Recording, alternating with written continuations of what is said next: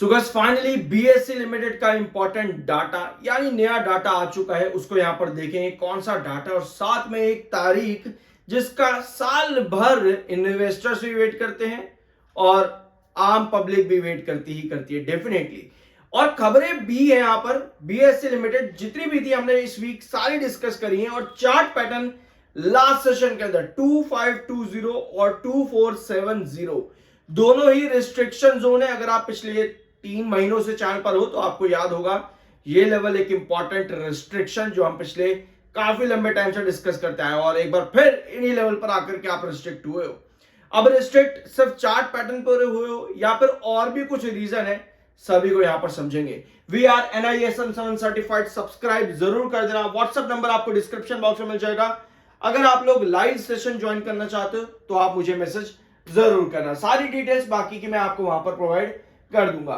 तो festive date जो है यानी कि मुहूर्त ट्रेडिंग जो होती है उसकी डेट अनाउंस हो चुकी है। 21 अक्टूबर आपकी मुहूर्त ट्रेडिंग डे है जो कि आपको देखने को मिलेगा 1:45 से लेकर के 2:45 के बीच में, यानी कि 1 घंटे की आपकी सिंबॉलिक रिचुअल ट्रेडिंग जो होती है 1 आवर की फेस्टिव सीजन में वो आपको देखने को मिलेगी 21 अक्टूबर को। और जो आपके मॉडिफिकेशन होंगे, जो भी आप लॉट उठाते हो वो 2:55 तक आप कर सकते हो, यानी कि 2:55 तक आप अपने मॉडिफिकेशंस कर सकते हो। और 1:45 से 2:45 आपकी रहेगी मुहूर्त ट्रेडिंग, जहां पर आप अलग अलग सेगमेंट्स में काम कर सकते हो, इक्विटीज में काम कर सकते हो, future and options, currency and commodity derivatives में भी आप यहां पर काम कर पाओगे इस स्पेशल ट्रेडिंग डे में। तो डेट और टाइमिंग मार्क कर लेना। Q2 की डेट कंपनी ने अभी तक अनाउंस नहीं की है। हमने ऑलरेडी एक प्री एनालिसिस इसका चैनल पर प्रोवाइड कर रखा है, जरूर चेकआउट करना। लेकिन डेट तो कंपनी ने अनाउंस नहीं की, बट एक इंपॉर्टेंट डाटा यहां पर आ चुका है बीएससी लिमिटेड की शेयर होल्डिंग का। तो भैया शेयर होल्डिंग में एक बड़ा चेंज यहां पर है। प्रमोटर तो नहीं है, 0% एज यूजुअल देखने को मिलते ही हैं, बट FIIs की होल्डिंग 18.1%। अगर आपको यहां पर थोड़ा सा विजिबल नहीं है तो मैं आपके सामने रीड भी कर रहा हूं, सुन लेना।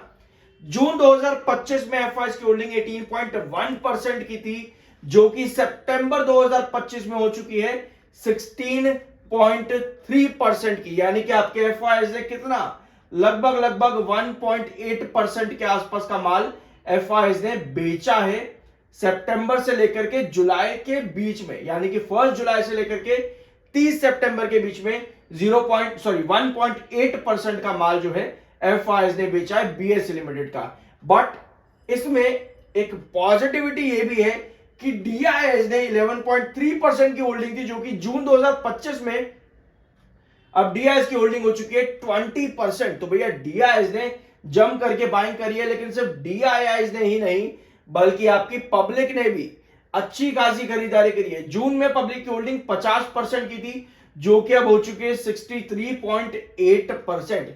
तो ये लगातार तीसरा क्वार्टर है जहां पर पब्लिक की होल्डिंग बढ़ी है। 48.8% होल्डिंग आपकी मार्च के अंदर थी पब्लिक की, जो कि 49.5%, 50% से अब 63.8% की हो चुकी है। और ये सारा माल जितना बेचा गया है FIIs की तरफ से और DIIs और पब्लिक ने जो ये माल खरीदा है, ये मेजरली खरीदा गया है अदर होल्डर्स की तरफ से, जो कि 20.6% से अब 0% पर आ चुके हैं। तो अदर शेयर होल्डर जो आपके थे वो 20% थे जून 2025 में, अब उनकी शेयर होल्डिंग 0 हो चुकी है। तो पब्लिक के पास 63.8 है और DIIs आ चुके 20% पे और FIIs आ चुके हैं 16.3% पे। इस डाटा से आपको सीखने को क्या मिला? भैया कुछ नहीं, डाटा है, आ गया, देख लिया, चले गए।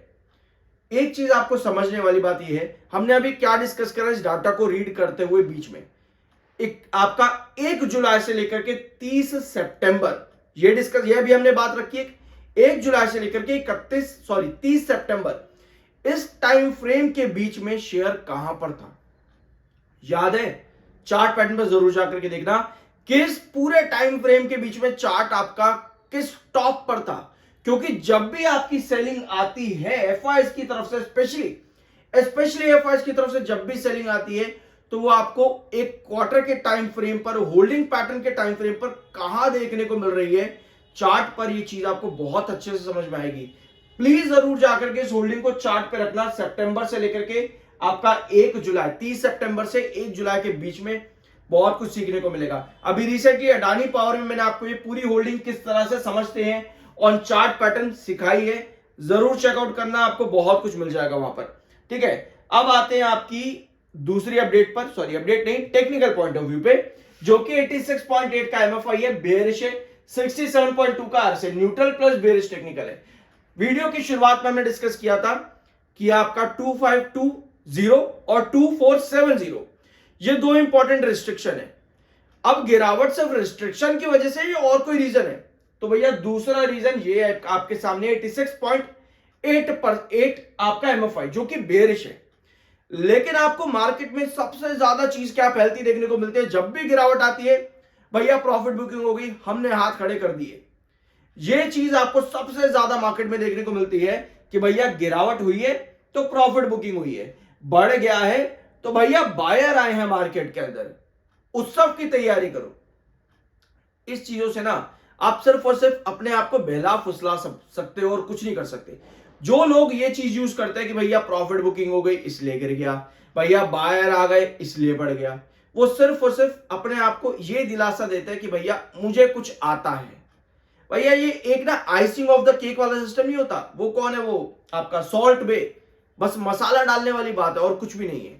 अगर आप सही जगह पे हो, VRNISM 7 सर्टिफाइड, सब्सक्राइब जरूर करना, क्योंकि सिर्फ और सिर्फ इतनी चीजों से मार्केट में काम नहीं चलता कि प्रॉफिट बुकिंग हो गई, बोल दिया, काम खत्म हो गया।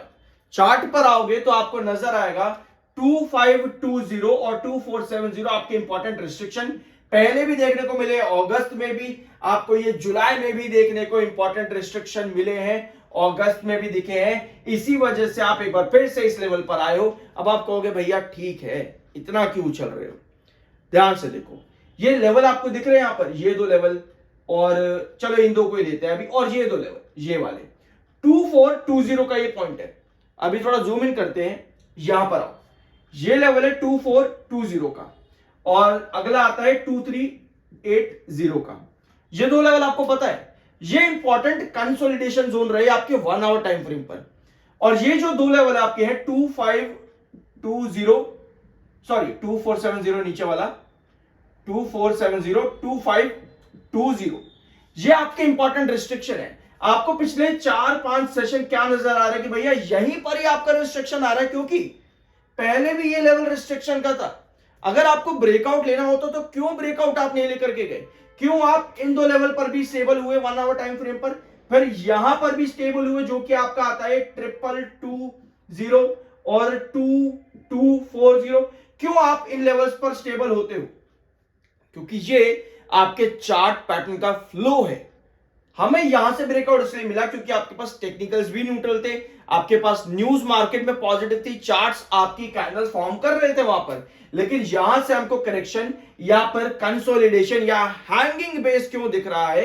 क्योंकि ये रिस्ट्रिक्शन है और यहां आप टेक्निकली भी बेयरिश हो, टेक्निकली भी बेयरिश हो।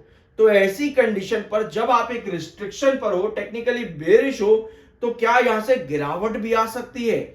एक तो अभी क्या हो रहा है, यहां पर हैंगिंग बेस बन रहा है, ठीक है, हैंगिंग बेस बन रहा है, कोई दिक्कत नहीं है, लेकिन हैंगिंग बेस से गिरावट कब आती है अभी उसको यहां पर समझते हैं। तो आपका अगर इस तरह की पोजीशन आ जाए, 2470 के नीचे क्लोजिंग आ जाए जिसमें ऊपर की टेल लंबी हो जो कि सेल को इंडिकेट करे, तब आपकी गिरावट आती है, जहां पर 2340 आपका एक इंपॉर्टेंट बेस रहेगा, क्योंकि पहले भी ये आपका प्राइस एक इंपॉर्टेंट बेस का काम करा है जुलाई और अगस्त के महीने के अंदर।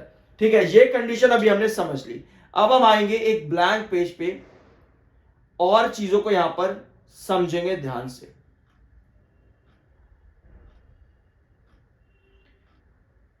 ठीक है, ये आपका ब्लैंक शीट यहां पर लेंगे और इस लेवल को मार्क करेंगे 2470, ये मार्क कर लो 2470, ये आपका ट्रेंड है। ठीक है, ये ट्रेंड आपका है इंपॉर्टेंट रिस्ट्रिक्शन।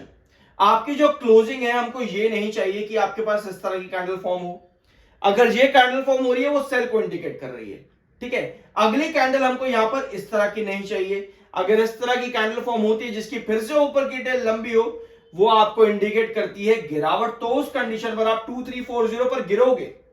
लेकिन एक कैंडल आपके पास अगर इस तरह की आती है और उसकी अगली कैंडल आपको कुछ इस तरह की दिख जाए, इसका मतलब यह है कि आपने 2470 के रिस्ट्रिक्शन पर हैंगिंग बेस अब पक्का कर लिया है। यहां से अब आपको ब्रेकआउट मिल सकता है टुवर्ड्स 2620। समझे कैंडल का कितना इंपॉर्टेंट पार्ट रहता है मार्केट के अंदर। और क्या कमेंट आते हैं लोगों के कि भाई जब शेयर भागता है ना, चार्ट धरे के धरे रह जाते हैं। अच्छा मुझे ये बताओ, जब गिर जाता है तब भी चार्ट धरे के धरे रह जाते होंगे, तब क्या करते हो आप लोग? तब क्या करते हो? तब भैया हम बस कंपनी की बुराइयां करते हैं कि कंपनी कचरा है, तभी कहते हैं सही जगह पर आओ, सही चीज सीख करके जरूर जाओ। बाय सेल की कोई रिकमेंडेशन नहीं। आई होप कि वीडियो आपको पसंद आया होगा। मिलता है अगले वीडियो में।